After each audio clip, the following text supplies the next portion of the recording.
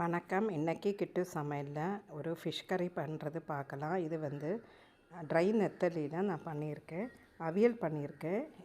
இந்த recipe first time நான் பண்ணுறேன். நல்லா ருசியாக இருந்தது. கண்டிப்பாக நீங்களும் பண்ணி பாருங்கள். ரொம்ப சிம்பிளாக பண்ணிடலாம்.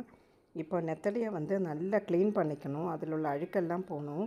ஸோ அந்த அளவுக்கு முள்ளெல்லாம் மாற்றி அடுத்தது இந்த அவியலுக்கு தேவையான அரைப்பு ரெடி பண்ணிடலாம். ஒரு தேங்காய் திருகி எடுத்துக்கணும். 10 காஞ்ச மிளகா, ஒரு ஸ்பூன் மிளகு, ஒரு ஸ்பூன் ஜீரகம், ஒரு ஸ்பூன் மஞ்சத்தூள், அப்புறம் தேவையான அளவுக்கு புளி, ஒரு ஸ்பூன் தனியா, இதெல்லாம் போட்டு நல்லா நைஸாக தண்ணி விட்டு அரைச்சி எடுத்து ரெடி பண்ணி வச்சிடலாம். கடாயில் ஒரு வெங்காயம் சின்னதாக கட் பண்ணி கறிவேப்பிலை வெங்காயம் போட்டு தாளித்து எடுத்துடணும்.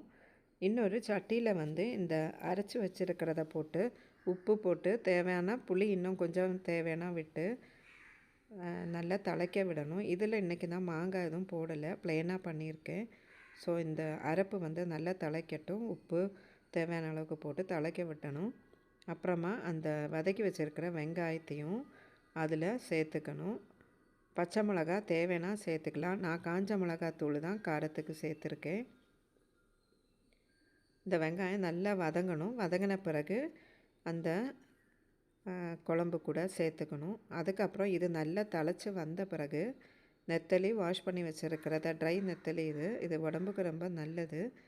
இது வாஷ் பண்ணி வச்சுருக்கிறத அந்த சட்டியில் விட்டு மூடி வச்சு நல்லா வேக வைக்கணும்.